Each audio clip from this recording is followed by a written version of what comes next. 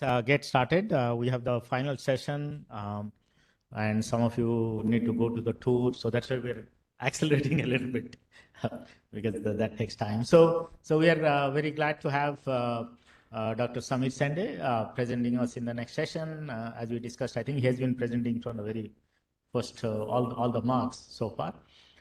So many of you must be knowing him. He has helped develop the Tau performance system, the program database toolkit, PDT, the extreme scale scientific software stack, which is E4S, and the HPC Linux distro. His research interests include tools and techniques for performance instrumentation, measurement analysis and runtimes, HPC container runtimes, and compiler optimizations. He serves as a research professor and the director of the Performance Research Lab at the University of Oregon and as the president and director of ParaTools. So today we will be talking about performance engineering using MVAPICH and Tau. As I indicated in the morning, we have been working with him and his team for a real tight integration between MVAPICH and Tau. So welcome, Samir. Thank you for inviting me. In this talk, there are three main parts that I want to describe. I want to describe what Tau is, how the performance tools interface, the MPI performance tools interface works, and finally, how we integrate Tau with MVAPICH2 using the MPIT interface. And I would like to thank the team in the Ohio State University and the University of Oregon for their contributions. And we all heard about the MVAPICH2 project and how it has succeeded with powering the top 500 systems with a large contribution for different types of MVAPICH2 implementations. The Tau performance system is a comprehensive profiling and tracing toolkit for HPC and AI, and it provides an integrated performance instrumentation, measurement, and analysis system. If there is one key takeaway from this talk, it should be that you can easily measure the performance of your codes using Tau with no change to the source code, the build system, or even the application binary. You can just launch it with Tau and generate interesting performance data. In this talk, I will describe how we can go deeper into the MPI layers using MVAPICH2's support for MPIT and look inside and evaluate what the application is doing. Okay, so that's the key takeaway. It is open source, BSD style licensed. It uses the performance and control variables to interface with MVAPICH2 using the MPI tools interface. And it can easily integrate with application frameworks. You can download it from this site. In case you're wondering, what can Tau show me? Well, it can show you how much time is being spent in different code regions, whether it is at the function level, the file level, the statement level, the loop level. You can get detailed information about where your application is spending its time. Not just time in the application on the host, but also on the GPU, the data transfer between the host and the GPU. You can see a large number of system parameters exposed through Tau. It can show you hardware performance counter data instead of wall clock time. So you can measure level 1, level 2 data cache misses at the statement level, and you can see exactly how many data cache misses took place in this line of code. It can show you how much time your application spent waiting at a barrier in a collective operation. Your application's running, it's using collectives, and you want to find out how efficiently did I use those collective operations? How much time did I waste at a barrier in the beginning of the collective operations? It can show you that MPI sync time, and I'll show you an example of that. It can show you memory usage, memory leaks. It can show you I/O characteristics of your code. Which files did I read? How many bytes did I write? What was the bandwidth for read and write operations, whether it's MPI I/O or whether it is POSIX I/O. It can show you the contribution of each phase of your application, how the application scales, and how you can tune MPI for better performance. So there are three main components in any tool, in any performance evaluation tool. There is the instrumentation part where you drill holes, you add the probes to your code. These probes are then activated when your program runs. They perform measurements. They will create profile files. They'll create traces. I'll explain what those two are. And then finally, you visualize the results. Okay, you look at the performance data in tools such as Paraprof, Vampire, and other tools. So we have support for a large number of languages with automatic instrumentation.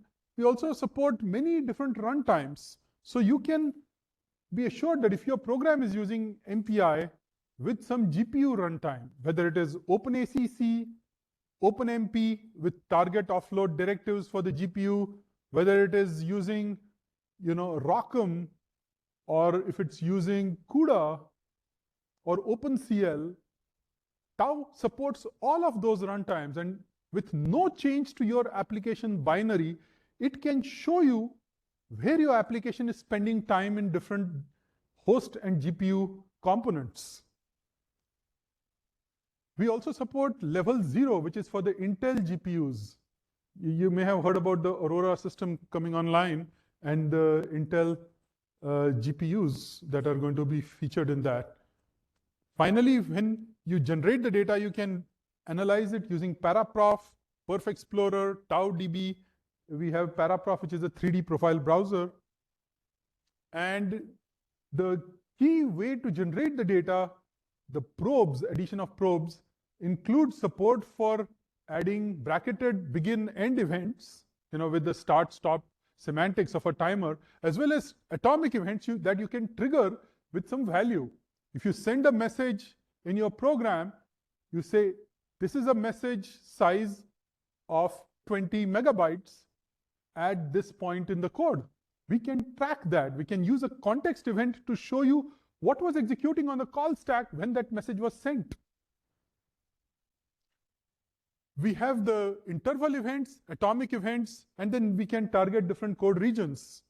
But the key concept here is that if you add hooks to your code, then you can precisely measure the inclusive and exclusive time. In this case, there's a function foo, which is instrumented with start-stop calls. It calls bar. If foo takes 100 seconds, bar takes 25 seconds, then I'll say the orange region here is the exclusive time spent exclusively in this function, which is 75 seconds, okay? So it's the time excluding the instrumented function. If the function is not instrumented, then the time goes to the parent. And we can generate profiles as well as traces. Profiles show you the cumulative summary statistics. How much time was spent in which code region over all invocations. While traces will show you along a timeline at a given point in time what the process was doing. So you can see detailed communication events and when the events take place. And there is a number of ways to profile to reveal the structure of the code, to find out where that function was which was taking that time. And you start from a flat profile all the way to a trace file using many different options. But the key thing to remember here is that there are two ways to generate the data. One is through direct instrumentation. The other is through sampling. With sampling, I get a periodic interrupt. My program gets interrupted, and I can measure the number of interrupts that it collected in a code region and the sampling interval. And based on that, I can create an estimate of where the program is spending its time. Now you can notice that between T5 and T6, it skipped some functions, and that's okay. And you can then generate an estimate of where the program is spending its time based on either a wall clock timer interrupt or even a hardware performance counter overflow interrupt. Whereas in instrumentation, you have precise start-stop probes that are added to your code. So you can create a precise exclusive and inclusive time. But what's interesting is Tau allows you to merge both of those. So you can have the sampling as well as direct instrumentation active at the same time. So you can see the samples within the code region and at the higher level, the functions. MPI calls, for example, are tracked using the start-stop timers from the MPI wrapper interposition library. The same goes for OpenMP and other runtime calls from CUDA, for example. And then we generate profile files. We can have flat profile, which doesn't show you where the function was called from, whereas a call path profile has a chain of events. So it says main called F1, F1 called F2, F2 called MPI send, and MPI send took 30 seconds along this chain of events. So you can turn on this by setting a tau call path and tau call path depth. And this is just an example of environment variables that tau supports. There's a whole bunch of these, and I will explain to you. Tau call sites can tell you exactly where that function was called in a line of code. So you could see MPI barrier, when it was called at line 23, took 50 seconds. When it was called at line 35, it took 60 seconds. So you can pinpoint where in the code your MPI call was executed. Phases can show you full flat profiles under a phase, and phases can be nested as well. Now we have support for many different runtimes. We support the MPI, obviously, with the PMPI interface, which just tells you what's going on at the function level, but also the MPI tools interface, where you can observe the performance variables and tweak the MPI runtime using the control variables. We have support for pthread, OpenMP, where we track with OpenMP tools interface. We have Intel level 0, OpenACC instrumentation API, OpenCL, CUDA, ROCm, Cocos, Python. There's a number of runtimes. What is important is, in none of these cases do you need to modify your binary in any way. You could have a binary that uses not just these interfaces, but also a combination. You could have one which says, I want to use Cocos profiling interface with pthread and MPI. We could use MPI with OpenCL, for instance, and so on. There are many ways to add hooks to your code, including source, compiler-based instrumentation, and even with compiler-based instrumentation, you can go deep down into the LLVM IR and select which functions you want to instrument and not instrument using a plugin from LLVM. And we have runtime preloading of the Tau's DSO, where all you need to do is intercept the calls of MPI and other runtimes using a tool called Tau exec.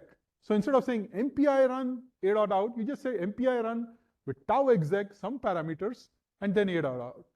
Okay. It requires dynamic executable, so you must link it with dynamic flag on Cray systems. But this is the one thing you should take away, that to generate performance data with Tau, all I need to do is turn on Tau exec, give it EBS, event-based sampling. It will interrupt the program, and then run paraprof or pprof. That's the takeaway from this talk. And then you can turn on some environment variables that will show you exactly what you can do. So now, if you wanted to use an Intel GPU, for example, with MPI, then you will just say Tau exec-L0 for level 0. If you were using AMD, you could say ROCm, CUPT, OpenCL, OpenACC, you get the idea. You can turn on these options to Tau exec. And you can also provide a tag. So every configuration of Tau, you don't need to create a separate directory. When you just configure Tau multiple times, it creates tags. Like this is a pthread configuration. This is an OpenMP tools interface configuration. This is a CUDA with MPI. And then you can turn on those tags with this Tau exec command and then refer to the configuration and then turn on the Tau exec with EBS along with these other flags depending on your GPU usage, and you'll get the profile that you want or traces. Now, let me introduce the MPI tools interface. And as we may have seen in the poster over there, MPI provides a bridge. What is this bridge? It's a bridge between the tools and the runtime. Okay, so they are not linked in, but any tool can talk to MPI. It can observe the performance variables. How many memory buffers were there? What was the size? What was the congestion at the network interface? How many packets were queued up? These are deep performance variables that reside inside the runtime, but MVAPICH can expose those variables using this bridge with the performance variables. It can also control the runtime by changing the configurable variables. It could say dial down the memory usage of MPI. I'm nearly at the level of using up all the memory on my node. Okay, I don't need to have these buffers lying around. Reduce the number of vbuffs. You can do that with the control interface. So the tool can do that with no change to the binary. That's very important. You can just set some variables. You can change the behavior of MPI. You can observe what's inside the MPI runtime using tau. And you may have seen the PMPI interface, which just provides a black box view of the library. You just see the total time in MPI received, but nothing beyond that. You cannot peek inside the MPI runtime and see what's going on. But with the support of pvars and cvars, you can look at the memory usage, you can see the InfiniBand network, you can look at the point-to-point messages, registration cache, shared memory, collective operations. You can be exposed to a wealth of information on what's going on inside the runtime. So you're not just limited to just seeing the total time in an operation and figuring out what's going on inside there. So there are a number of these control variables and performance variables that we look at and how to use them. Now, you don't have to write any of this code, but I want to just give you an idea of what it entails. So there is an initialization for the MPI tools interface. You can get the information. You can write to the cvar. You can finalize the interface. It's as simple as that. Okay. Now, to integrate tau with MVAPICH2 using this tools interface, we have the performance variables. We have control variables. You can see this bridge between the two, the tau and the MVAPICH2. And then you can look at these this performance data. You can publish it to an online monitor. You can observe it as the program is running. You can even have a rule-based control of the program. There are 3 different ways to integrate it: the non-interactive mode, the user interactive mode, and even a policy-driven mode, which can then change what's going on in the MPI based on different phases of your computation. You may say, what is a phase again?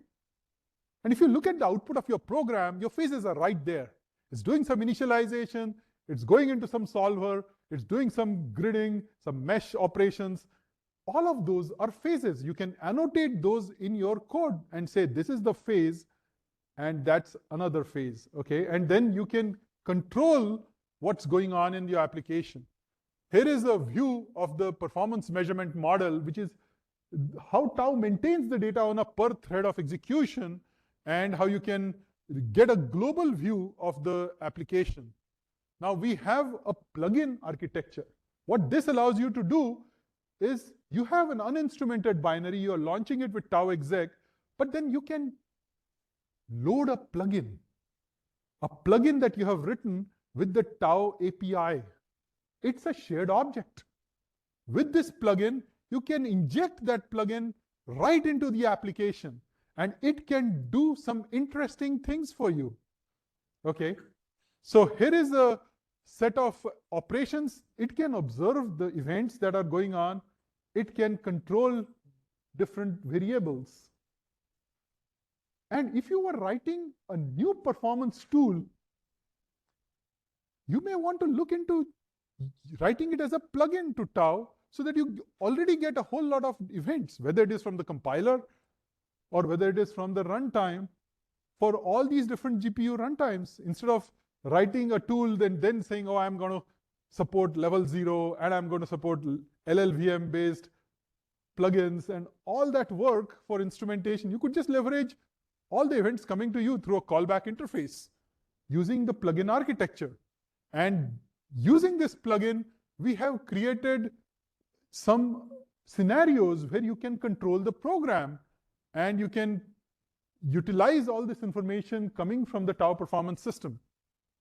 Okay, here is the architecture of the plugin where you can essentially load this plugin, say, I am interested in these events. And then you get those events. And then what you do with those events is up to you. Okay? So it's a callback interface. You can just get a stream of events while the program is running. And based on this, we have created auto-tuning plugins. So here is an example of the application when it enters foo, enters bar, and you get those plugins. And you can have multiple plugins as well active at the same time. You can just specify a list of plugins, the directory to scan, and it just loads those .sos. And then you can then check all the performance data that you get from there.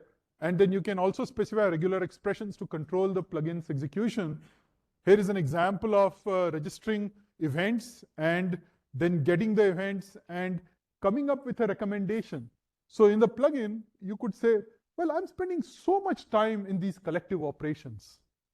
I'm spending so much time in these collective operations. Would it be better to just offload them to the network interface? Could I use Sharp to do that? Let me rewrite the code with Sharp. So that's a recommendation that a plugin can provide for you. Here is an example of this phase. There's multiple phases, and you can see that there's a recommendation that Tau provides saying, hey, your collective operations are taking too long. How do I know this? Because I got the performance data. And I recommend that you just enable the MV to enable Sharp environment variable, and then you will see much better performance. And here is a list of some of the variables, whether it is with the vbuff pool size, the number of buffers that are used for communication, or changing the eager threshold,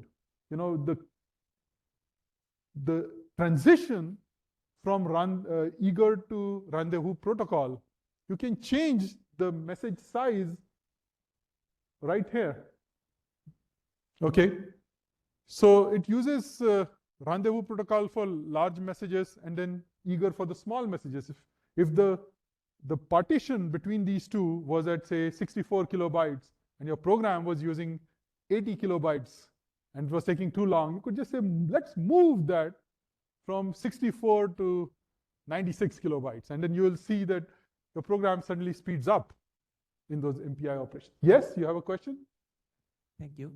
So how the Tau is going to analyze the data and recommend certain things, like you said, maybe enabling the Sharp will give you the best performance, but how is it doing it? Like, you have the data, but what kind of analysis are you doing with? So we have a library of plugins. One of the plugins evaluates the collective operations and how much time is being spent in the collective operations. Suppose 80% of the time was being spent in an MPI all reduce operation. 80% of the time on a given MPI rank. It sees the total time, it calculates it, it says, oh, well, this is way too much. And it can come up with the recommendation through the plugin interface and then have it saved with the Tau profile data as a metadata, which shows up in the paraprof display, so that anybody can publish a metadata record, and that record is just a key value pair. So you can then give it a name, you can give it some structure, and then come up with a publication of that recommendation. So basically, like, all reduced performance can depend on several things. There can be several parameters. Very, very correct. There can be multiple parameters. Yeah. This is just an example of the types of analysis that you can do at runtime and the kind of recommendations that you could come up with a auto-tuning plugin. We have some examples that show this in action, and you can enable those while running your program with no change to the binary. Okay. And does it support other MPI libraries, or it is exclusively for MVAPICH2 or MVAPICH2 GDR? So Tau supports the MPIT interface. If other MPI libraries also support the MPIT interface, then it will compile and work. But just because you have the bridge doesn't mean that you will be able to mine a lot of interesting information. It's up to the actual implementation of MPI to expose that data. Now, I may find that Intel MPI, for instance, may make that interface available because it needs to be compliant with the MPI standard. But it may not publish anything internal to the Intel MPI, whereas MVAPICH2 supports a wide list of performance variables that it exposes. So therein lies the difference. The tool can interface, but whether it gets actionable data, whether it gets interesting data, depends on what the MPI implementation exports. Did I answer your question? Yeah, thank you. Thank you. Yes, you had a question? For the MVAPICH, which other MPI distribution do you know that supports MPIT? So MPICH supports MPIT, OpenMPI supports MPIT, Intel MPI supports MPIT. A large number of these do support, but what I find is that, as I said, MVAPICH2 provides very interesting performance variables that you can find only with this implementation. So you can distinguish between those implementations. Now, the question is, does Tau work with the same interface? Yes, but if they publish no data, then the interface doesn't matter, right? Yes, a question. So you mentioned like you get the MPIT, but all of these libraries use different names or like Exactly. different variables for exposing MPIT. So and you mentioned Tau gives some performance suggestions. Yes. So how do you like handle these? Like, can you go into a little bit detail? Like, how do you handle how do you know what recommendation to give for MVAPICH or Intel MPI? Or so as far as events are concerned, like how much time is being spent in a collective operation, that is independent of an MPI implementation. You could just measure the actual time from any implementation and make some kind of recommendation. For more advanced recommendations, you need to be cognizant of the names of the variables. There is no standardization right now, although that's something that we have discussed at length with multiple. It would be nice if they just came up with a way to describe, packets are queuing up at a network interface card, the queue length of those packets, the memory pools for memory used by the MPI. You could standardize on a common name for these events across multiple implementations, and then you could operate across many of these, but they would need to look at what MVAPICH2 is providing and then take leadership from the list of events. So right now we have all of these events, and there's a large number of these. You can just turn on this Tau track, MPIT, performance variables, environment variable. You can set the control variables like this, and then set the key value pairs, and just run the program with Tau exec and generate the data. And you can see this large list of performance variables and control variables that Tau shows up in its metadata. And then based on that, you can perform the optimization. Now here are some examples without CVARs, with CVARs, and then how it changes the performance. And you can see the steps required to configure Tau, set these variables, and run the program. And here are some examples. I won't go into this in detail, but I have provided this information so you can offline have a look at these and see what kind of optimizations are possible and what you would like to capture in these cases. We also have path-aware profiling in Tau, where you can see which path a message takes from CPU to GPU1 to GPU2 to the network interface card and on the other side. And you can then partition the time in MPI operations based on the message sizes. Here's a collective sync, the time wasted in the MPI barrier at the beginning of a collective operation. And it shows you blocks. It says, well, I spent 574 seconds in this collective sync, but 382 seconds came from MPI all reduce. You can compare two different nodes. You can even use standard interfaces for start-stop designation in your code, like with PETC or CAM timers, to then instrument the rest of the code. Here's a 3D profile browser that Tau provides. You can download Tau from here. It's part of the extreme scale scientific software stack.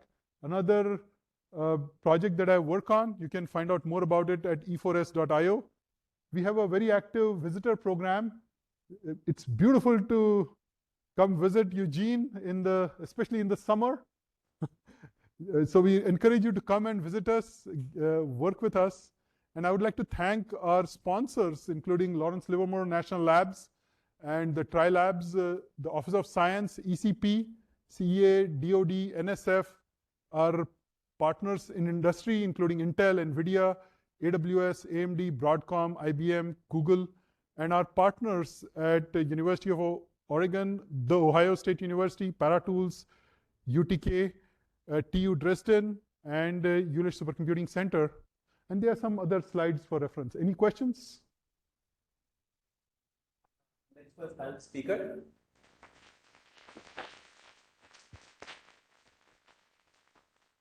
I have a question over here. Yes. So how do you, how do you enable the interactive tuning? The interactive tuning is through the plugin, and you can specify a path to the plugin and the name of the plugin, and then launch the execution using Tau exec. And you will find in the plugins directory of Tau, there's a number of plugins that get built automatically when you configure with MPI. So you can just specify the path to the plugin folder, and then it will get loaded or preloaded rather when the application is running, and then it will monitor the progress. For instance, when you pass in the -MPI flag, does that load the plugins automatically? It does not load plugins automatically. What happens is you need to specify an environment variable that specifies the plugin directory and the plugin name. And then that .so file gets loaded with Tau exec, and then it will get the events and then perform the measurements and write out the data. Oh, that makes sense. Thank you. Sure. Any other questions? Yes? So you mentioned about the path aware, and you showed a table with the details. Can we see that also a visualization of the path aware? I mean, for instance, in the NIC, we have many lanes. I want to know if one of these lanes is congestion. So this particular path-aware MPI execution tracks the path that the message takes from the GPU memory in particular as it hops through multiple GPUs and goes to the network interface. And we monitor the counters on a GPU so we can measure and see that it took this link and it went through this path to another GPU. Can we see it visually? Is there a mapping to the architecture? Not yet, but that's another project that we are interested in pursuing. Let's thank speaker for the wonderful insight. Thank you for the great question.